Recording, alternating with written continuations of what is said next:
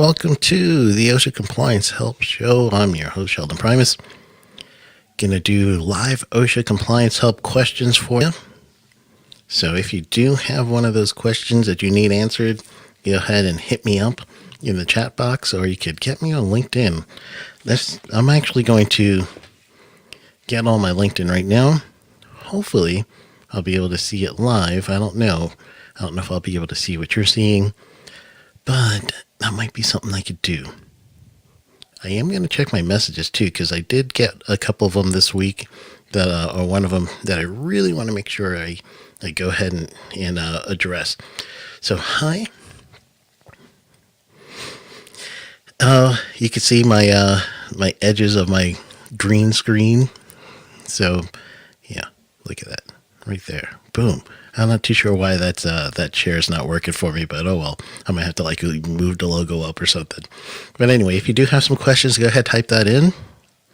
This is the OSHA Compliance Help Show. I'm going to help you with any live questions that you have on OSHA Compliance Help. I'm your man. I'll be able to do that one for you. And if I can't, then I won't be able to. Oh well. We're going to have to look it up then. If I can't do it live, then I'll look it up. So anything that you need question-wise for you, for your clients, for winning a bet, I always add that in just in case, because I do hear that a lot too. Go ahead and throw in that question in for me. I'll be good. Good morning, Eddie. How are you doing? Wow, Nashville. We're taking it back. That's been a while, haven't we? That's so great. Hopefully everything's been going all right for you, man. I love old students checking in. If you got any questions, go ahead and type that in too as well. So that's actually awesome. I like seeing some old students up there. So here is one question I got this week that I'm going to answer for you guys live. I did actually answer it. I sent him an email back.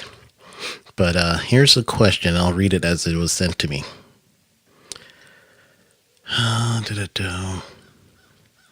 Sheldon.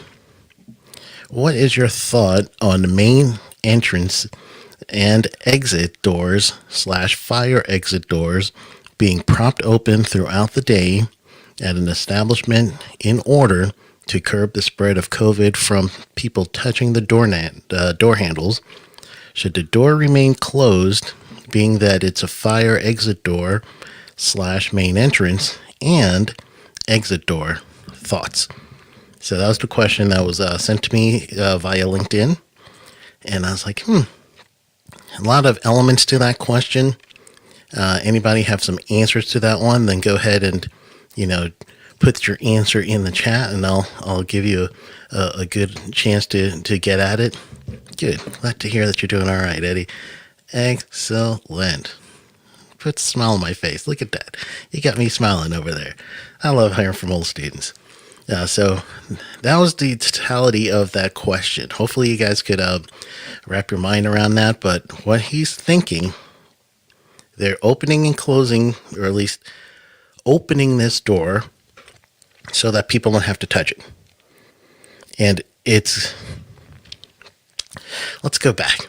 Let's say we're talking about COVID-19, and that's really what he's thinking in his mind is, if someone's touching the door, I'm going to have to sanitize this thing, and then therefore that means it touched the door. I'm going to rub my face, get into my eye, and now there's a spread of this virus to me through a mode of transmission, absorption. So in this case, let's leave the door open. And that's pretty much what I'm hearing him say. So if that's what he's saying here, there's a lot of things to think about. One of them would be, what does your fire code say about that? The door opening, it's actually a lower transmission for the touch potential versus getting circulation of the air, which is really good, getting some extra fresh air to go through the room, which is micro droplets. That's what they're calling it now, micro droplets. Well, not now. That's just the name, micro droplets. So in the micro droplets, if the room hasn't had the air ventilated and circulated well, then what you're going to do is you're going to end up having a predominance of these micro droplets. You don't know a few things, but the idea is it's a potential for an infection because of that. So if you're opening the door for ventilation purposes, that's not a bad idea. Leaving it propped open, that's the thing that I'm thinking about. So if it's in an exit route, meaning this door is in an exit route that leads to the outside, if there's a fire in this particular room when you're trying to get out and the door's left open, then the actual fire rating that the building has due to occupancy would be reduced. So therefore, I wouldn't do that. I'd probably keep those doors closed normally, open it from time to time to pretty much get a nice flow of air going through there. That's probably the way to think of it. The other thing that I'm thinking is, it depends on a few things. Again, I don't know the whole situation, so I can't give them this is what to do. But what I am going to think about would be, is there a theft? Is there something that could happen where people could come in and now there'll be an active assailant? Anything like that is what I'm thinking of behind it. So creating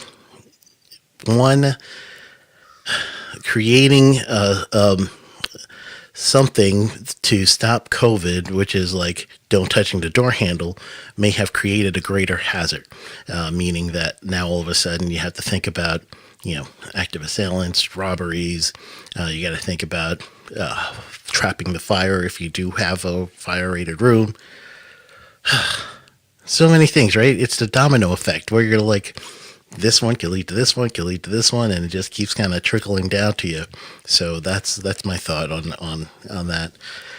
I gave him the answer similar to what I'm asking you now, or at least saying now, and that is truly, it's a lot of considerations.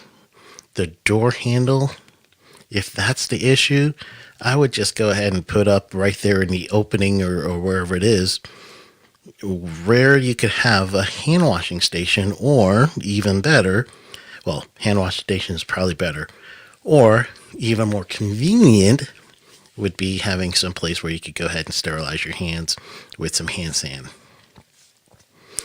It's not as, it means the person's going to have to take some sort of initiative to do it. However, it's probably a little bit better of an option for a building for that one.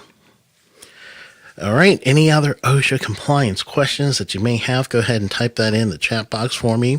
I'm going to answer your OSHA compliance questions. I like to do this, twice a week. You're going to see me do this again on Tuesday. So on Tuesday, I'm going to go ahead and do the OSHA compliance question. So I'm waiting for everyone to type it out, whatever you're typing, wherever you're listening to me on. Then go ahead and start typing while you're doing that. I'm going to tell you about my OSHA Compliance Masterclass. Oops, I got another comment just come in right there.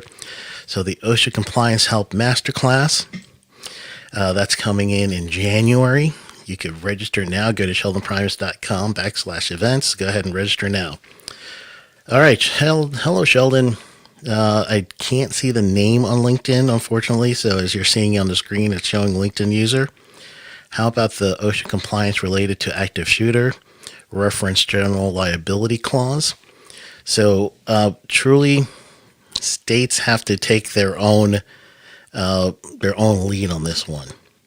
So OSHA does not have anything related to active assailant guidance in any way on a federal level. I believe Cal OSHA has something, and Oregon OSHA may have something. Trying to think of whoever, someone else may have. I can't remember who else, but what you're really going to be thinking about is awareness, training, engineering controls as best as you can, and then also you want to reduce the triggers that would lead to an active shooter as best as possible. But if you're thinking of an active assailant and you have those doors open, like I was just talking about before, then that's going to be a big issue. However, the other thing that you want to make sure that you are training your people on is, what does a bullet actually sound like? Most people may not know what that sounds like. And the other thing that you want to train is, what is our protocol? How quickly can we get into our safe area if that's the case, depending on the warehousing, depending on office, depending on a few other things. How can you have several of these things? How are you going to communicate with each other? How do you know when the actual police are there if this person's apprehended? And then also there's a few other questions related to that. So on the OSHA national level, they don't actually have the standard to that, but there are some guidance that they have there. Question is, do you think OSHA should come up with a federal guidance? I say this as courts have awarded compensations to victims using this clause, and OSHA should.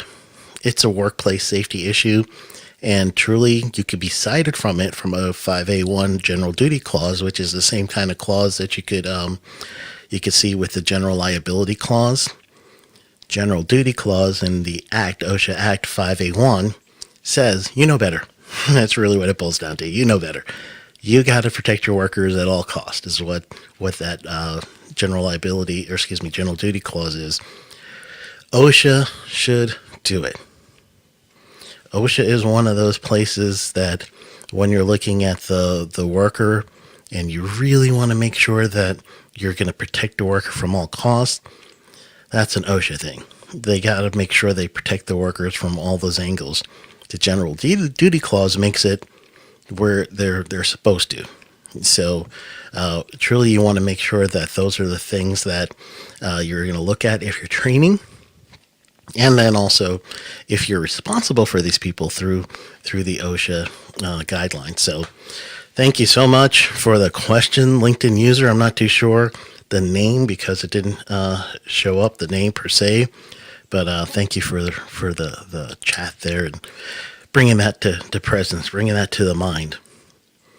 I will show you guys.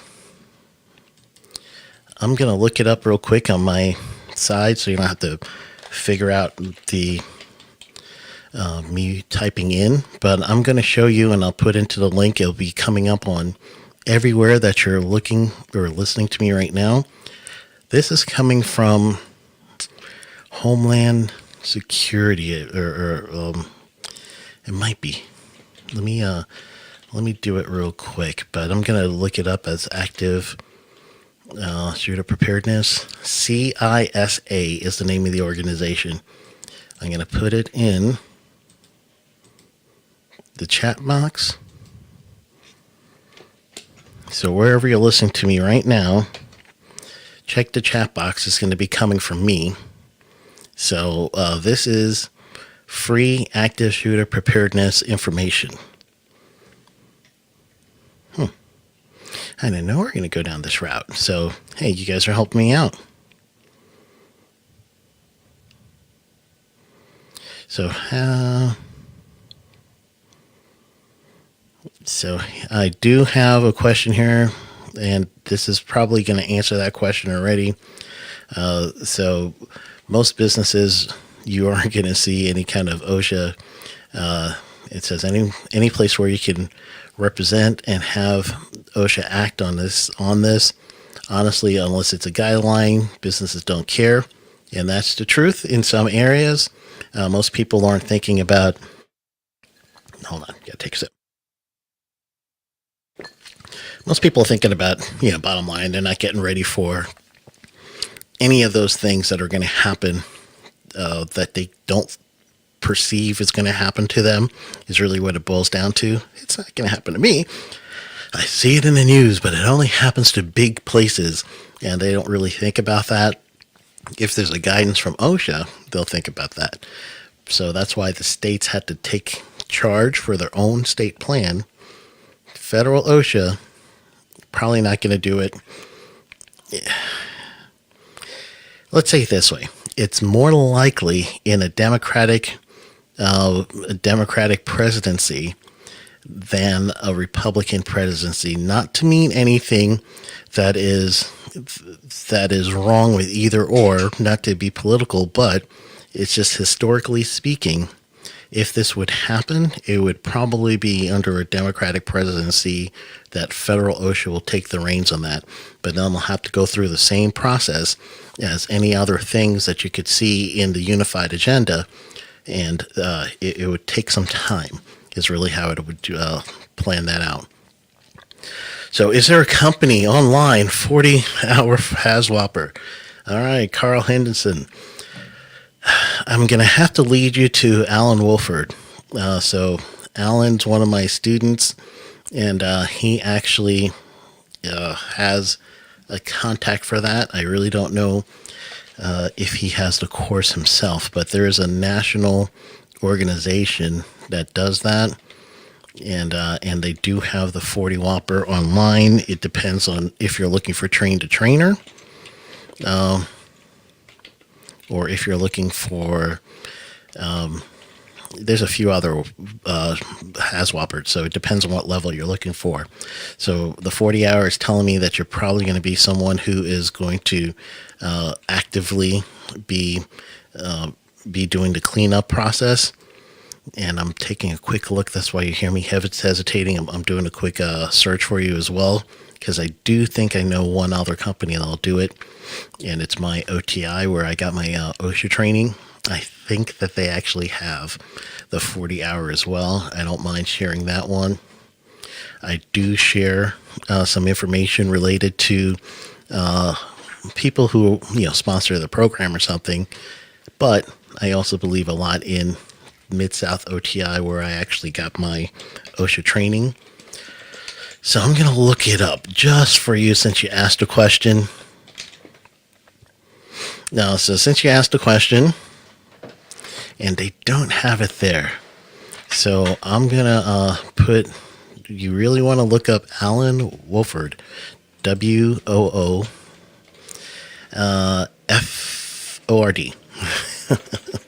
So that's who you want to look up, Alan Wolford. My wife's got in here. Oh, sorry, one F, one O. So it's WOFFARD. Oh, Alan, you were gonna kill me. I just butchered your name for all the years I've known you. Here I am butchering your name. So forgive me there, bud. He does not need the train to trainer course, Carl. So you really want to look Alan up. So Alan's the one that's going to help you out on LinkedIn. You're going to look for Alan, ALLEN, WOFFARD.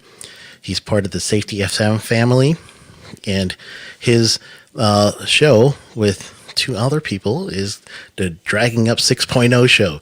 So you can listen to Alan and look up Dragging Up 6.0 on safetyfm.com. That's the guy I'm talking about. He's going to help you with that. Alan's good people. All right. Any other questions that you may have? I'm going to give you guys time to type it out. Any questions, any service things for OSHA compliance, go ahead. If you need a lead, I'll go ahead and help you out with that one as well. So, Carl, hopefully you can get what you need there. The other thing, since it seems like you guys wanted to know a little bit more about the active shooter, so I gave you the one link in there from CISA, which stands for Cybersecurity Infrastructure Security Agency. It's a government agency, so that's why this training is free for you. And there is also a training out there that is coming from Homeland Security, and that one can give you CEUs. So I'm going to look that up. So Homeland Security, and I think it's emergency management. I'm going to look that up. I'm going to put it in the chat box for you guys as well. And the emergency management for Homeland Security, they will actually have, I believe, 4 to 5 different programs you could take online, and you could get CEUs for it too. So it's a good thing to have. All right, I'm looking at it over here. I'm at dhs.gov. Disaster Response and Recovery is where I am. There's a training, first responder training. I'm going to give you guys the whole page. And what you're going to do now is, so basically anywhere you're hearing me right now, I'm going to type into the chat box and look at the chat box. You're going to see a link from Homeland Security's training page. Not only can you learn some training as a first responder, but as a citizen and everything else. And this might also lead to Carl for you and Haswapper. Yeah, there's a little bit to that. I used to train Haswapper, and because I was an incident commander from one of my old jobs working with the state of Florida. So I was an incident commander for a special district of the state. I used a lot of resources and training coming from Department of Homeland Security, and before Homeland Security, there was a Department of Community Affairs, and that's for some people that don't want to go way back like I do, that was pretty much who I was regulated under. So yeah, we'll get this. Oh, is that a David Daly sighting that I see over there? All right, my buddy David. How you doing, man? He's actually, I interviewed him in one of my early podcast episodes. So if you haven't had a chance to check that out, then go ahead and do that. Anything on COVID-19 and OSHA reporting requirements, and is it a recordable event? Whew, you trying to set me up there, bud? Yeah, you just laying it out, trying to get me set up. All right, the answer is yes. So COVID-19, it is a recordable event, yes. If, see how I added that little if there's a few other things. So recordability goes like this. If you go to 1904 and you start thinking about the 1904 recordability, reportability for record keeping deals with a few things. One is the person experiencing an injury or illness? Second thing is, for injury and illness is, injury and illness. Second thing is it work related? And then did it happen in a work environment? And then third is truly special circumstances. So it has to go beyond first aid and a few other things. So with with COVID-19 vaccine stuck in everybody's head, that is, yes, definitely recordable. OSHA has a problem that they're working out now is, how do you know it's being contracted through the work environment? Once there's a spread, and hey, Troy, how you doing, man? Troy goes back in my New York days. Troy is an excellent drummer. Like, he was my drumming idol, man, when I was a kid. So thank you, Troy. I'm doing this as much as I can for everybody that we know. So when you're looking at COVID-19, and OSHA's got to answer a couple of questions there. They need to know, is it work-related? Work-related means, most part, is this. You are at this place where you contracted this virus, and that's the SARS-CoV coronavirus 2. You contacted this in your work environment where you have to be there as a condition of your employment, and you're doing something in the interest of your employer, or it's within your working hours. So once you're truly working those things out in your mind, it becomes easier for OSHA to prove that COVID-19 is work-related once you start seeing a second and a third and a fourth case from this employer. Now that you start seeing that, then that becomes where it's recordable if, that's the if part, if there's a hospitalization due to the contraction of this virus or a fatality. So it has to go beyond first aid. So hopefully that answered your question there, David. I really want to make sure that I covered everything. It's a little tricky because of the way that OSHA words it, but it is recordable. So that means if you do have some workers that are exposed to the virus, do as best as you can contact tracing, but then you're going to really need to get a hold of the family and be as upfront as possible, empathetic as well. Don't forget your empathy, but empathetic as well. And then truly, if they do succumb to the point of hospitalization within 30 days, that's another caveat. Within 30 days, then now you're going to have to say it's recordable. If the person is sick, and let's say they missed work due to an illness, and you are now saying that they contracted this at work, now the day that they missed is going to be the day that you're saying you had a recordable event. You count the days that they're going to be away from work, but OSHA doesn't need that notification.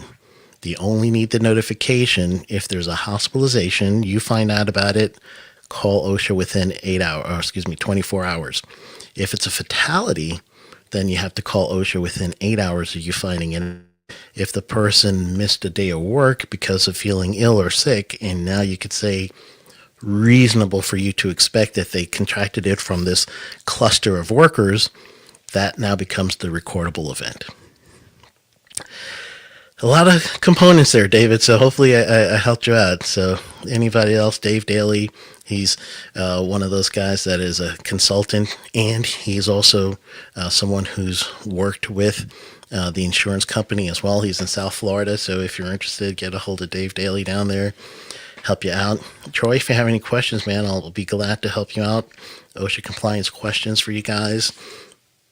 Wherever you're listening to me from, whatever platform, I'm on Facebook right now, simultaneously going on LinkedIn and YouTube and 2 channels and Twitch. So got a lot of exposure right now. So if you do have an issue that you would like to get some clarification on OSHA compliance, I'm your buddy. I'm here to help you out right now while you're typing, because, I got some people that's doing one of these things, the 2 fingers typing. I'll give you a chance to type that in. If you're interested in being a consultant, not everybody is. It's only a few of us says, this is what I want to do. If you're interested, you need a little help in figuring out how to do it, go ahead and go to safetyconsultantblueprint.com. I got a book and I've got the course. So it'll help you figure all that stuff out. So go ahead and go to safetyconsultantblueprint.com. I'll help you out. If you just want to listen to the podcast, whatever you listen to podcasts on, just type in Sheldon. No. My podcast is Safety Consultant with Sheldon Primus. I always forget my own podcast name. So whatever you listen to podcasts on, go ahead and type that in, and that's where you're going to be able to listen to the podcast. If you subscribe, that'll be even better. So I think I might be tapped with questions. You are definitely welcome there, Dave. Before I go, I want to tell you for the podcast, the week between Christmas and New Year's, I'm actually going to do a podcast each day. So Monday will be my 95th podcast, Tuesday 96, Wednesday 97, and you get it. So then the following Monday, which is January 4th, the first Monday in January, will be my 100th episode. So I'm really trying to celebrate the 100th episode. I'm having people who's been on the show come back. Not everybody, obviously. I can't do. I've had, I would imagine maybe about 30 interviews, maybe more. So I can't have everyone back, but I got a few select that already have agreed to be back with me. So throughout that week of between Christmas and New Year's, most people don't do anything. You might even be off of work. That's okay. Just hang out with me. Listen to me for as long as the show is. I'm probably going to keep them within the 35 to an hour max. That's really what, most people listen to about that much in podcasts. So that's what I'm going to do right there. So if you have a chance, go ahead and listen up for that week. You can still listen to me every Monday too. And then on Safety FM, I actually am on, I believe, 8 to 9, but that changes, so it's subject to change, but I think that's where I am right now, 8 to 9, on the on the Safety FM network. So you just go to safetyfm.com, listen to the shows, or you could just find my show, or you could get the app, Safety FM app. So there you go. All right, I went through all that. I do not see any more comments, so I think I'm going to wrap this one up for this week.